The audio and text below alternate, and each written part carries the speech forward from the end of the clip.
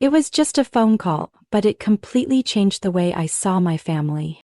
I used to think stories about cold, biased families only happened in soap operas, until my own mother called, her voice light as a breeze, and crushed my heart with a request that seemed harmless at first. I thought this year would be different. I thought after all those tense years, we might finally sit down together and share a Thanksgiving dinner like a normal family. But the moment she spoke, I knew something was wrong. And I was right. That evening, I was cleaning up the kitchen after a long day at the hospital when the phone rang. The screen lit up with one word: Mom.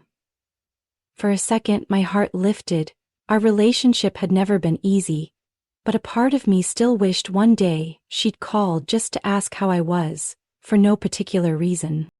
I picked up, trying to sound cheerful. "Hi, Mom. I'm here." Her voice came through, unusually sweet. "Elizabeth, I wanted to talk to you about Thanksgiving this year." I paused, then smiled. "Of course. Any special dishes this year? The kids still talk about your pumpkin pie."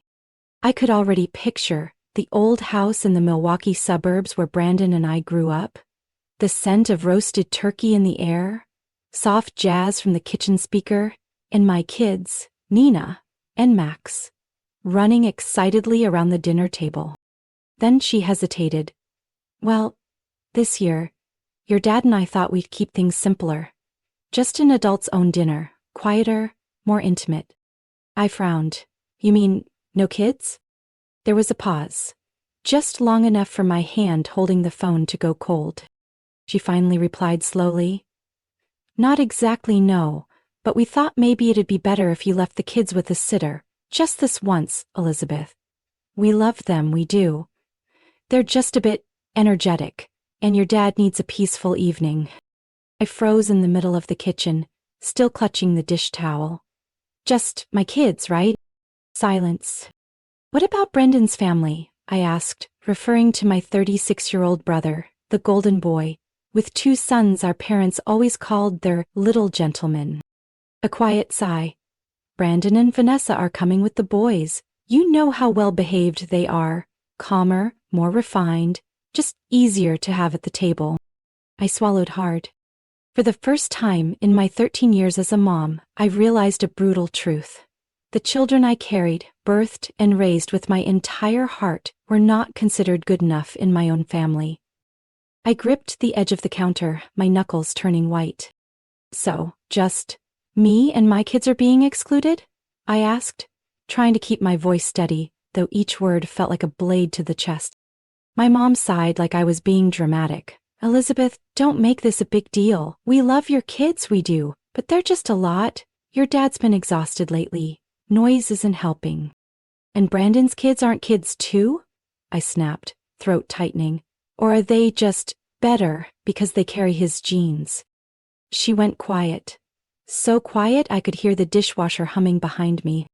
Then her voice returned, soft and infuriating. "They're different, mellow, polite. We just don't want chaos at dinner." I let out a hollow laugh. "And Nina's what? A circus monkey? Max is a ticking bomb everyone's afraid of?" "Don't twist my words," she snapped, growing irritated. "It's just one dinner. I don't understand why you're reacting like this." "No, you don't," I said, eyes stinging. "You never have." The memories crashed over me, like the time Nina's birthday came and Mom claimed she was too busy, but later posted photos from a theme park with Brandon. Or how she skipped Max's costume parade, yet sent Brandon's boys superhero costumes from New York 2 days later. I had endured, swallowed it all, hoping one day she'd see the worth in me and my children. But we had always been the shadows, on the sidelines of her life. "Don't make this into a tragedy," she said coldly. "I just want one quiet night. I didn't think you'd be so petty you can't tell the difference between personal feelings and family tradition." "Family?" I smirked. "What kind of family ranks their children at the dinner table?" Another long pause. Then she dropped the final blade. "You can still come. You and Logan are always welcome." I stood there, stunned. She invited me, but not my children? The same kids who waited for her FaceTime call every birthday, only to be met with silence? I took a deep breath, but my chest stayed tight. No, Mom. If my kids aren't welcome in that house, then neither am I. You might want to save 2 seats for my self-respect and my clarity. I hung up, and for the first time in years, I didn't cry. Not because I wasn't hurt, but because the pain had reached its limit, and in its place, something fiercer had risen. I stood frozen in the kitchen, phone still clutched in my hand. Outside, autumn sunlight filtered through the window, but inside me, everything was cold and gray. From the living room, I heard giggles. Max pretending to be a robot, Nina squealing as he captured her in their pillow fort. I leaned back against the fridge as if someone had just knocked the wind out of me. They didn't know. They didn't know their grandparents, the ones they drew pictures for every holiday, had just crossed their names off the family dinner list like they never existed. I walked out of the kitchen, face composed. Nina looked up, her hair a mess from the pillow war. "Mommy, are you sad?" I paused. "Sad about what, sweetheart?" "I heard you talking loud," Max added. "Are Grandma and Grandpa not coming for Christmas?" I knelt on the carpet, pulled both of them close. I kissed Max's forehead, then turned to Nina. "Listen, loves. Mommy's not sad they're not coming. Mommy's just upset that some grown-ups don't understand how special you are." "Did we do something bad?" Nina whispered, eyes wide. I bit down hard on my lip. "No," I said firmly. "You didn't do anything wrong. You are wonderful. You deserve to be loved, not picked apart like items on a menu." That was the moment I knew if I went to that house, sat at that table and left my children behind to keep the peace, I'd be betraying everything I believed in. And worse, I'd be betraying them. I stood up, a fire settling into my spine. "Tonight, how about we make pizza?" "And watch cartoons," Max shouted. "And ice cream too," Nina added. "And absolutely no one, and I mean no one, gets left out of our table," I said, looking them both in the eyes. That evening, when Logan came home after a long shift at the courthouse, I told him everything. He sat in silence for a long moment, hand resting on his thigh. "I always knew they played favorites," Logan said. "But I didn't think they'd go this far." Nodded. "I don't want my kids growing up feeling like they have to earn being accepted." He squeezed my hand. "Then from now on, we redefine what family means for them. A family where they never have to question their parents' love." I rested my head on his shoulder, feeling, for the first time in months, that I was truly in control of something. That night, we had dinner with frozen dough pizza and leftover cheese. Max dipped his slice into marinara sauce like it was a 5-star delicacy. Nina told a story about a girl in her class who lost a front tooth and how the whole class got ice cream to celebrate the noble sacrifice. I looked at that moment, and my chest tightened, not from pain, but from knowing I had chosen the right side in this quiet war between pretense and genuine love. The next morning, I was making coffee when the phone rang.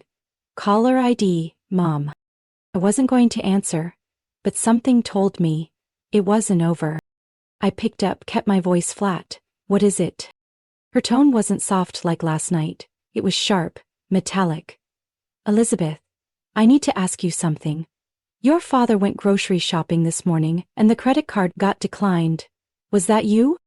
I froze. "Are you talking about my card?" A pause, just long enough to reveal the truth. "I know it's under your name," she admitted, "but ever since your dad had knee surgery 2 years ago, you added us as authorized users. You said it was temporary help. So, we thought you forgot and just kept using it." It felt like someone had just squeezed my heart. "Thought I forgot? You never thought to ask if it was still okay?" She snapped. "Oh, for heaven's sake, Elizabeth, what's with the drama? It's only a few $100 a month. You're head nurse. You make good money. I didn't think you'd nitpick with your own parents." I sighed, gripping the counter. "You want to know why I cut it off? Here's why. My whole life I've been treated like a tool. Sometimes a driver, sometimes a walking wallet. And now that I've said no, suddenly I'm the villain. I'm not here to argue, she cut in coldly. But don't forget. We raised you, fed you, educated you. We sacrificed. You can't just erase all that over one small thing. I let out a bitter laugh. Small thing? Kicking me and my kids out of Thanksgiving is a small thing? Using my money behind my back is a small thing? No, Mom, the only small thing here is your sense of decency. You don't even see how bitter you've become, she hissed. Logan poisoned you. He turned you into someone else. I paused, then spoke slowly. No, Mom. Logan didn't poison me. You woke me up. And now that I'm awake, no one is putting me back to sleep. She exhaled, trying to reclaim some sense of control. If you want to cut us off, fine. But don't expect us to sit quietly. We have our ways of responding. I smirked. Go ahead, but just so you know, I'm not your obedient Elizabeth anymore. I hung up. My heart pounded, not with fear, but with a quiet rage that had been simmering for years. I'd forgiven too many times, swallowed my pride too often. But this was the line. That night, Logan poured me a glass of red wine, watching me closely. You okay? I looked up, locking eyes with him. Never been this clear-headed. Didn't know what they'd do next, but my gut told me they wouldn't stop. And if they wanted war, I'd be the last one standing in the ashes. I thought that phone call would be the end, that they'd feel ashamed and back off. I was wrong. 2 days later, while folding laundry in the bedroom, my phone rang. The screen lit up. Brandon. I wasn't going to answer, but I knew my brother didn't call just to check in. I swiped to pick up. Elizabeth? He snapped immediately, skipping any greeting. Mom just called me sobbing. What the hell did you do? I closed my eyes. Are you calling to scold me or to actually understand what's going on? Understand what? Brandon barked. You canceled their credit card right before Thanksgiving while they were planning dinner. They relied on you. Did you forget that? I laughed dryly. Relied on me? You mean spending my money without asking? I've been supporting 2 fully grown adults for years while they treat my kids like trash. Brennan paused. Then, voice rising, he spat. Mom just wanted a peaceful evening, Elizabeth. It's not always about accommodating your 2 chaotic kids. I froze. So that's how he saw them. I gritted each word. Don't you dare call my kids chaotic. Nina and Max are children. They have feelings. They're not showpieces like your precious little gentlemen. Brandon sighed, still defiant. Fine. But you're overreacting. Mom's right. You always blow things out of proportion. Overreacting? I scoffed. I've stayed silent for years, Brandon. You're just so used to being coddled you can't see the line anymore. You'll regret this. His voice turned ice cold. You think you can turn your back on this family without consequences? Let's find out, I said, and ended the call. I stood there, phone still in hand, chest heavy. What I heard from Brandon wasn't just anger. It was a warning, a threat wrapped in the disguise of family concern. That night, Logan sat beside me in the dim living room. You think they'll escalate? I clenched my hands. They're not letting go. They've lived in control for too long, and now that I've taken it back, they're panicking. Then, we're ready, he said, eyes steady. I nodded, then glanced toward the kids drawing at the table. Nina had just finished coloring a house with smoke curling from the chimney. Max was beaming, sticking stars onto a blue paper sky. They didn't know. They didn't need to. But I swore. No one, not even their grandparents, would ever hurt them again. I didn't know what move was coming next. But I could feel it. It wasn't going to be small. I thought things would settle after Brandon's call. I was wrong, again. One Friday afternoon, while checking the mailbox, I spotted a thick envelope. The sender, Robert and Evelyn Clark. My parents' full names. My stomach dropped. My heart pounded as I tore the seal. Inside was a stack of legal documents. The first page bore a bold title, Request for reimbursement of child rearing and financial support expenses. I froze on the front step. Flipping through the pages, I saw a long itemized list: food, clothing, school fees, medical costs, even character development expenses. Each line stretched back to when I was 4 years old, and at the bottom, a final sum nearly made me drop the entire packet. $68,450.00. I didn't know how long I stood there until Logan opened the door. "You okay?" he asked, voice tight. I handed him the stack of papers. He read through them, then looked at me, stunned. "Are they serious?" I smiled, but tears had already welled up without me realizing. "They want to sue me for existing." We sat in the living room, documents spread across the table. Logan flipped through each page, his expression growing darker. "They're trying to force you back into the mold. The one where you're expected to be grateful just for being born, even if it meant being treated unfairly. They're angry because you don't need them anymore." I nodded, my hand trembling slightly. "They're not asking for money. They're demanding control." Logan squeezed my shoulder. "They might try to file this in court, but there's nothing here that's legally enforceable. No state allows parents to bill their adult children just because they did their duty." I looked at Max and Nina, sitting on the floor, building Lego, blissfully unaware of the world outside. And I realized, if I didn't stop this now, one day, my own children might have to choose between loyalty and self-respect. The next day I went to my parents' house. I didn't knock, I pounded on the door. My mother opened it, looking surprised. "Elizabeth, you finally?" I held up the papers. "What is this?" Her face tightened. My father stepped into view, arms crossed. "We just want what's fair." I laughed. "Fair? You itemized every gallon of milk, every pill, and sent an invoice to your daughter? Parenting now comes with receipts?" My father spoke coldly. "If you've severed your responsibilities, then it's time to settle your obligations." I stared him straight in the eye, my voice lowering. "I've endured. I've overlooked, but if you think I'm going to let this go, then you'd better start prepping your lawyer."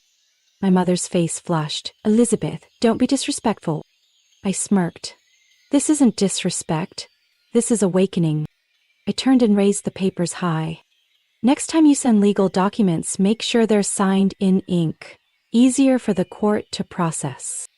I thought confronting them face to face would make them back off.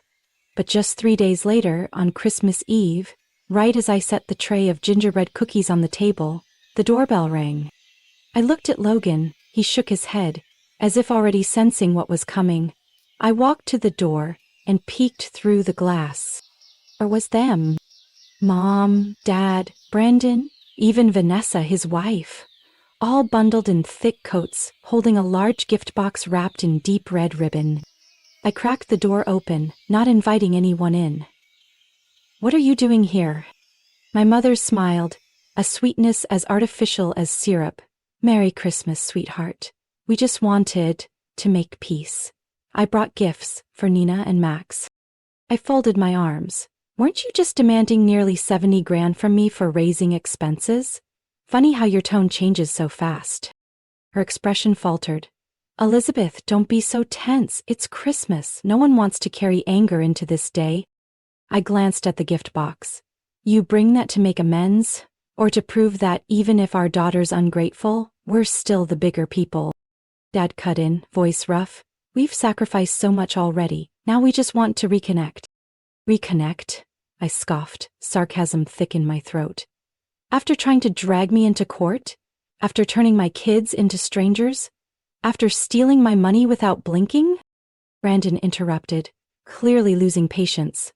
"Elizabeth, think of the kids. They deserve grandparents, a complete family." I exhaled slowly. "And they also deserve protection from people who call themselves family, but use love as a leash." My mother extended the gift toward me. "Just let them open it. They'll forget everything. They're kids." I didn't move. I don't raise my children with lies. If they ask why Grandma and Grandpa weren't allowed inside, I'll tell them the truth. that real love doesn't come with conditions.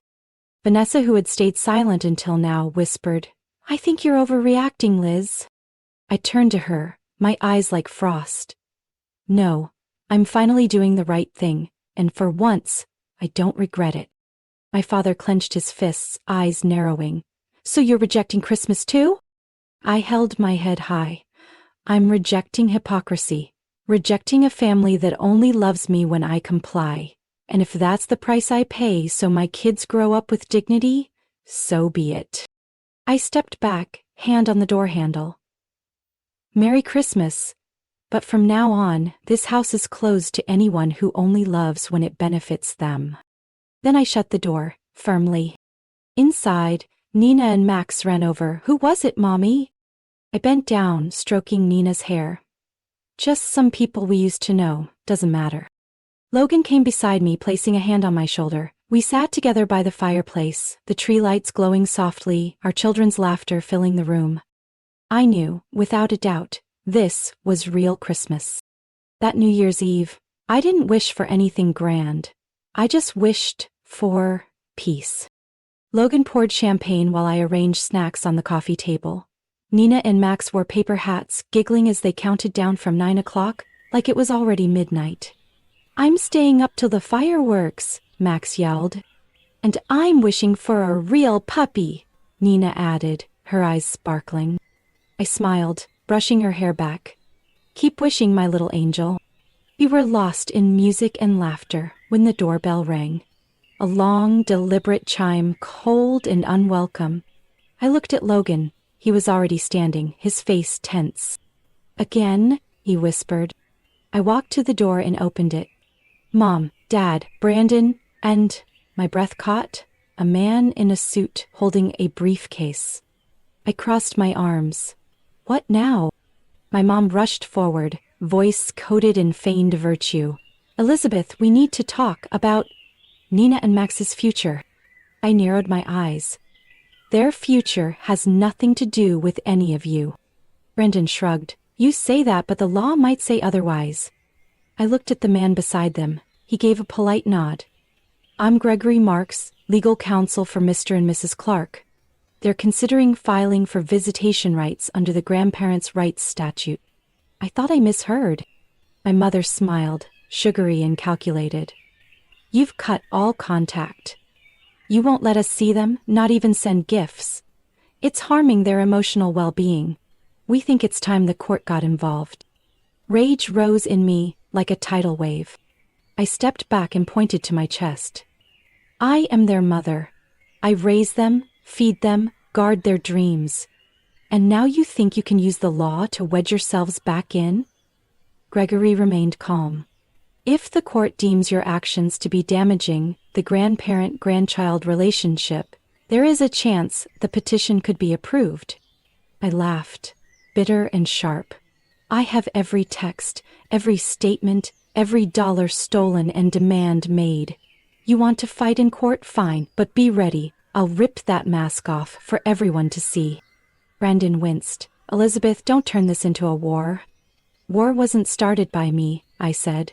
"But if you want to play, I'll be the one to end it." I slammed the door shut, my heart pounding like a war drum.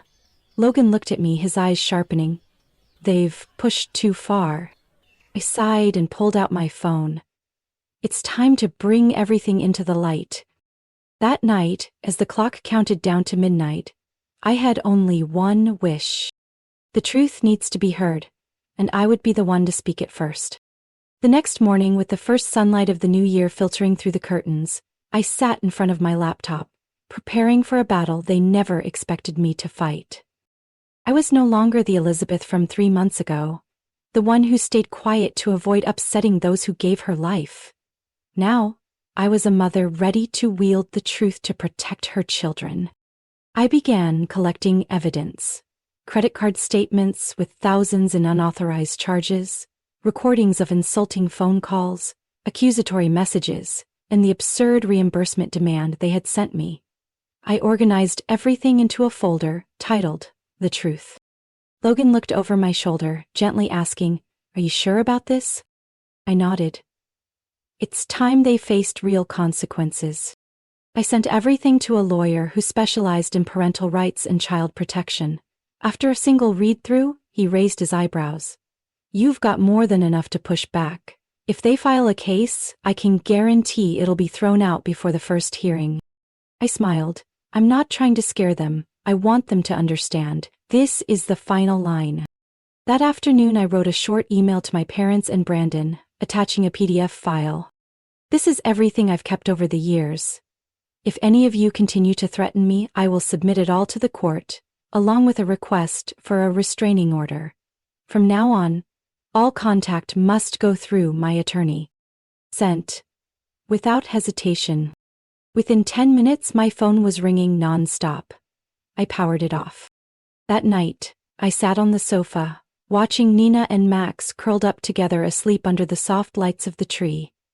Logan wrapped an arm around me and whispered, "You just did something they never thought you would." I nodded slightly. I don't need their approval anymore. I have the strength to rewrite my own story. Outside, the first fog of the new year still lingered, but inside, everything had become crystal clear. No more fear. No more clinging to a family bond that had long since rotted. All that remained was me, and the freedom I had just claimed. 3 months passed since that fateful New Year's Eve. No more late-night calls, no more threatening emails, no more inbox full of manipulation. Only silence, something I used to fear, but now learned to treasure like a gift. I transferred Max and Nina to a smaller elementary school closer to home. There the teachers called their names with genuine warmth, not the forced courtesy from before when their grandmother dropped by school events. Logan spent more time with us. He repaired the old rocking chair on the porch so I could sit and read while the kids played in the yard. They planted cucumbers and tomatoes and named each garden bed. Nina called it the unconditional house. I didn't ask why, I understood. Every night, after Nina and Max fell asleep, Logan and I sat in the kitchen under the soft yellow light, sipping hot tea. Our conversations no longer revolved around, "What did they say? Did your mom text again? Or, should we just let it go?"